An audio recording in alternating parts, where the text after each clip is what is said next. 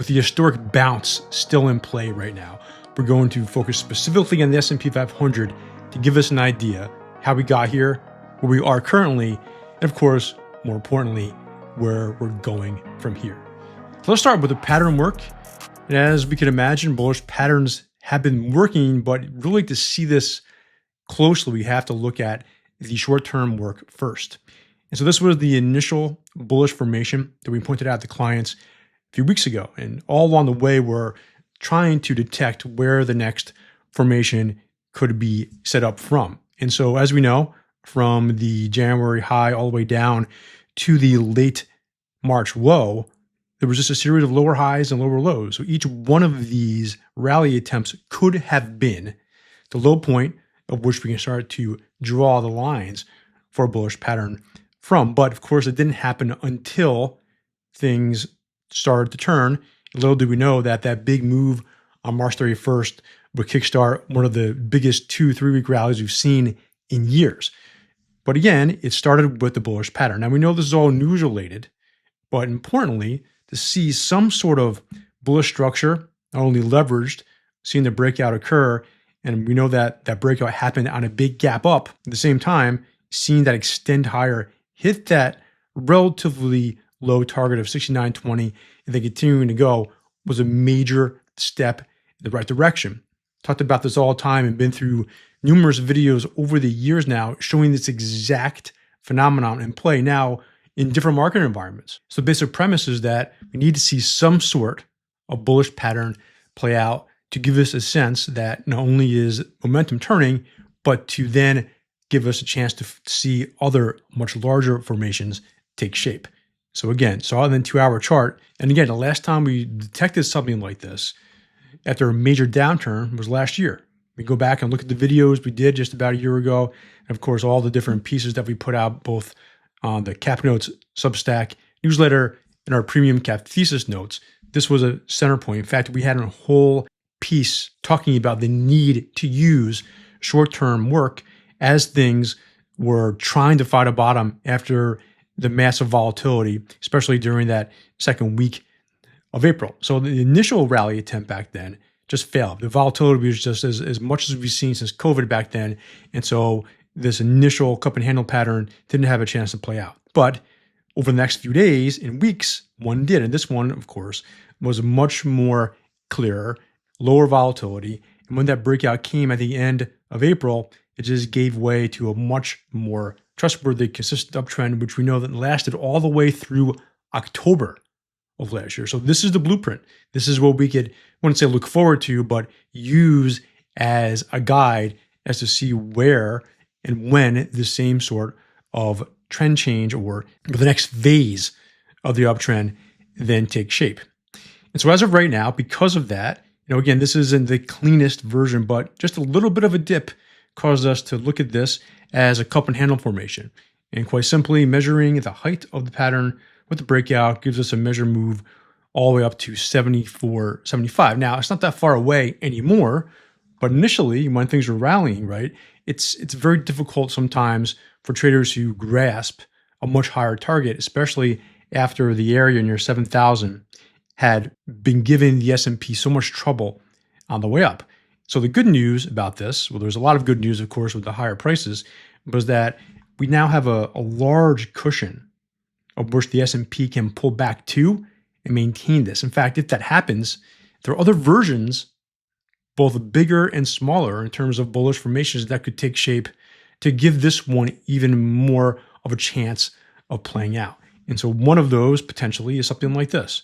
Right? We initially looked at this as maybe, a bullish pattern where we could look at this as the left shoulder, head, and then right shoulder. But with the S&P blasting all the way through that, that potential is now not really part of what we're looking at, right?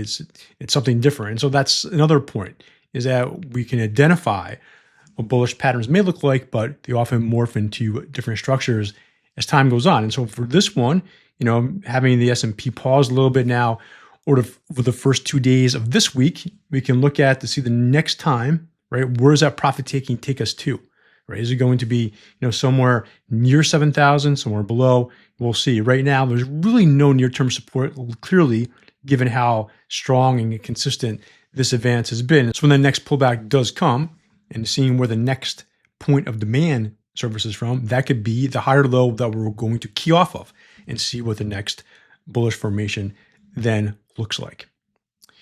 And so in terms of two-way volatility, this goes hand in hand with uptrends, as we know.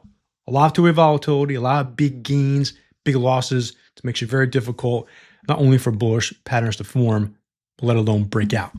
And so right now, as the year started, there were just a lot more 1% declines than gains, especially as February started and more so in March. But so far in April, right, 4 1% gains versus 0 1% losses. If you actually go back to March 31st, that was, of course, the first big update. So now we're talking about 5 1% advances without a 1% decline. And again, with it coming after a big downturn, this is the type of buying clusters you see to clear things out.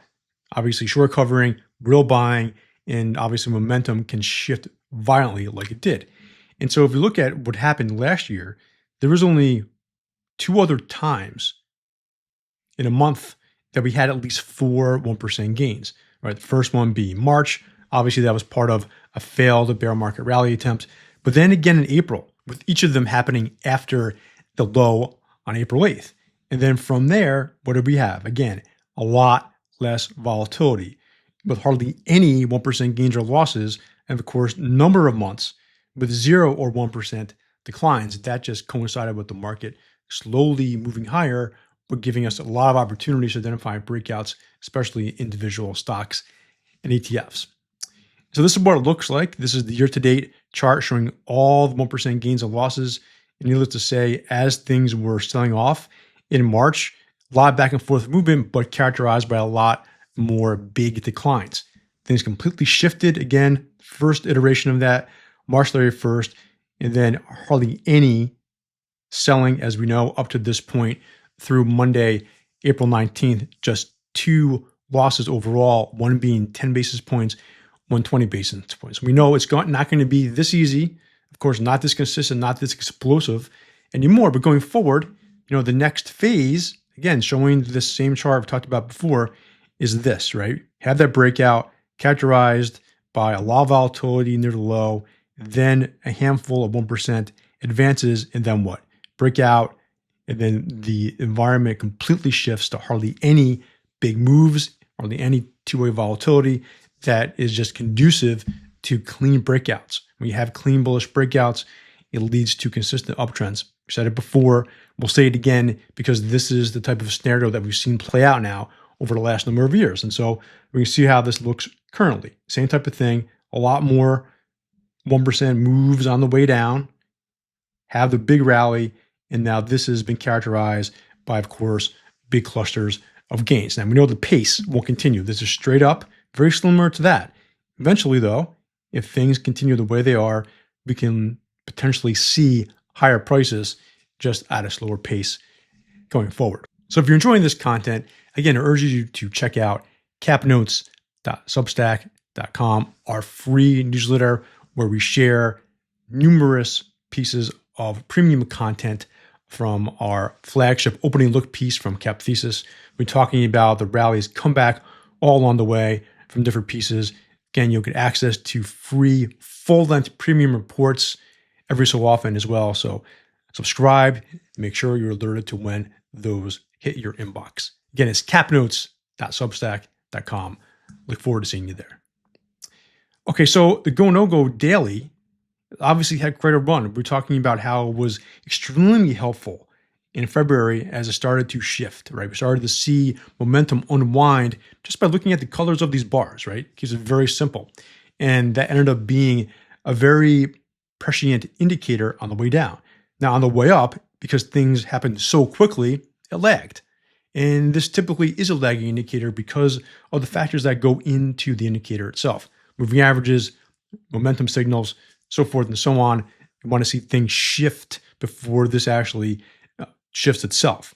And so, again, now we've been in almost a week's worth in go mode. Now, to give us an idea of how this looked last year, this is happening as the S&P is making new highs. But remember, there's some bullish patterns being triggered at the same time. So last year, same type of thing. We're obviously we were in go mode for a much longer time. But as things shifted and broke out, again, this is that early stage, April and May. As soon as we got those big breakouts through bullish patterns, that's when this shifted to go.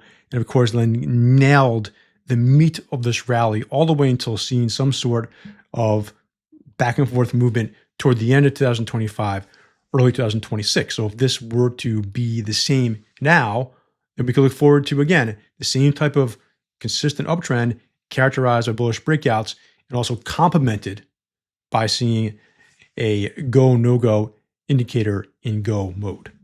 Same thing with the weekly, where during the downturn, those last 2 weeks shifted from a very consistent bullish trend to two neutral bars, or sometimes marks inflection points. So we're watching this closely because remember how this occurred on the way down last year and going back as well. We talked about this in many other videos. So from this perspective, we've been comparing this to 2025. This was a much better result, right? S&P pulled back just about 10% versus a lot more here. And the rebound has been so strong so far that we didn't even shift to no-go. So if we just stayed in this trend until we saw a no-go signal, we'd still be in it because it never got there. And again, seeing how this shifted after going from bearish to neutral to go, again, nailing the majority of the move on the way up. And we can see how this played out going back to 2023 as well. Now, the short-term work, as we'd imagine, has really flipped. Now, I find this fascinating because we're talking about how we weren't trusting a lot of these moves for numerous reasons. The bullish patterns weren't working, lower lows, lower highs. And from this very short-term perspective, down here, this is the 14-period RSI on the 2-hour chart, is that we had not seen an overbought reading ever since this is December 24th of 2025. Market was making new highs marginally, but again, failing to leverage and get back above 7,000 all on the way. Those intermittent rallies, 3%, 2%, they were happening routinely, but they're failing to budge this indicator to back to overbought territory. Good short-term buying along the way, but nothing until boom, right? First time it hit this was April 8th. So we're talking about, 3.5 months worth, basically almost 4 months of no overbought activity. And then through at least the end of Monday of this week, we've had now 8 consecutive trading days of short-term overbought conditions. That is extremely difficult to see play out because you need literally this type of trading environment where it's one-sided and strong for 2 to 3 weeks worth of price action. And so again, very rare, but we've seen it before. Go back to 2025. It happened twice actually. One time from June to July, late June to July, and again from the middle of May as well, where again, it's been so one-sided that kept these pinned. And along the way, we see back here that we didn't see an oversold condition from April all the way into late July, August, right? That's a large amount of time. So if we go back to what happened here, last time we were oversold, right? March 30th. So a long way to go from that. But again, if we're trying to give us, an idea of how this could play out, look no further to what happened from the spring to the summer of 2025. Now, not only has the RSI, the short-term RSI, been overbought, it got extremely overbought, hitting a high of 86 just a few days ago. If you go back here, that's a very rare as well. This last time that occurred was at the end of 2023. Now, we have profiled going back to the middle of 2022 here, all the times when we saw at least 80 hit on the short-term RSI. And so, as you can imagine, the blue vertical lines indicate times when the market continued to rally, with red leading to an immediate rollover. So that last happened, again, July to August 2024 during that tech-led quick correction, but damaging. And then before that, from August to October 2023. So could that occur again? Yes, but look at this as well, is that those occurred after months of uptrending action already have been in place. So look how many times especially from late 2023 through the middle of 2024, that we had strong overbought readings, very strong, 4 of them before the rally. We go back to here, of course, 2023, market was already in an uptrend for most of the year, had an overbought reading in June, and finally in August when the next one happened, that's when the correction returned. So the point being is, this is the first time we've seen an overbought reading off of a low. And so seeing that completely roll over will just be a very different scenario that we've seen over the last few years. So in terms of breadth, we're talking about, again, looking for any sign of change before things really started to move higher. And we know it's headline driven, but at the same time, toward the end of March here, there was just an indication that there was a slight higher low in the Advance-Decline line, which over the last number of weeks had been crashing just at the same time as the S&P continued to make lower lows. And so obviously that ended up marking a very key turning point. Again, news driven from overseas, but at the same time, it showed potentially that investors are warming up to the fact that maybe buying a dip or seeing this rubber band that was very stretched to the downside snap back was going to happen relatively soon, or at least there would be some sort of buying opportunity. Needless to say, that worked out, and with the S&P blasting higher, now since that point, S&P at new all-time highs, Advance-Decline line at new all-time highs as well. And so this is, again, will be something we'll continue to track going forward, because over the last few years, these lines have really worked hand in hand together most of the time, right? And when they've diverged, they've always come back. So we'll see if that continues as well. Now, in terms of winning streaks, there have been a lot of them, right? We had a 7-day winning streak, then we said a 5-day winning streak. So it's going back over the last year or so, there's only been 2 other long winning streaks, right? 7 and then 9. So of course, we want to look at the one that was 9 because that happened soon after, right? The low was in 2025. And again, when that occurred, started off below the 200-day moving average and finished below it, but then led again to that very consistent uptrend that followed. Right now, very similar, starting right at the lows this time, starting at below the 200-day moving average, taking us to above it, and now new all-time high. So this one is operating in an accelerated fashion with the same type of thing. However we want to phrase this, right? There's buying burst, there's breadth thrust, so forth and so on. It just shows that most of the time when you have a very strong rally, a big streak occurring near the lows, it slingshots the market higher, clears out a lot of the pressure that was the S&P was dealing with, and now we can potentially look forward to, again, a much more consistent, steadier uptrend as we go forward through earnings season into the spring and summer. So lastly, the price action that we look at on a daily basis on this grid has been extremely helpful all on the way. And we know that things shifted completely, but we can tell not only have there been a lot of gains, the closes above the midpoint have just been very consistent, along with consistent breadth. So even though the S&P fell yesterday, the market was able to still close above its midpoint, still have positive breadth. Not extremely strong, but again, this is a type of things we want to see under the surface take place, especially if the market eventually undergoes some more profit taking. And so one thing that we noticed from last week as well was that we had 3 1% gains in one calendar week. And that really doesn't happen that much. In fact, last time it occurred, probably not surprising to see, was during the week of April 21st, 2025.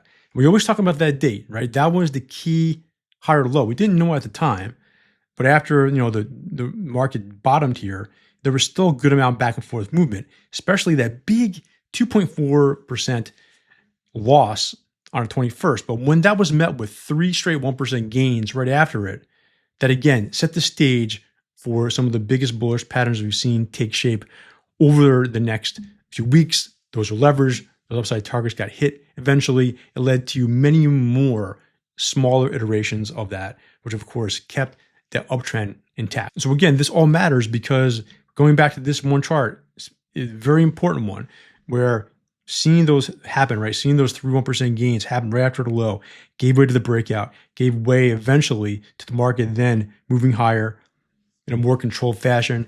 And with the S&P now above its highs already after having undergone one of the biggest 2 to 3 big advances we've seen in history, That, of course, would be the best case scenario. Now, we're not just looking at this and say it's a guarantee.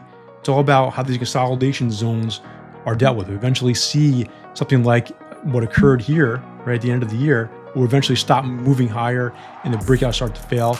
Then we can see that there is a bearish topping pattern to be formed. But as of right now, obviously, it's all about how the next pullback is dealt with. That's what we have for today. Check out our other videos here on this channel, and I'll talk to you again soon. Thank you.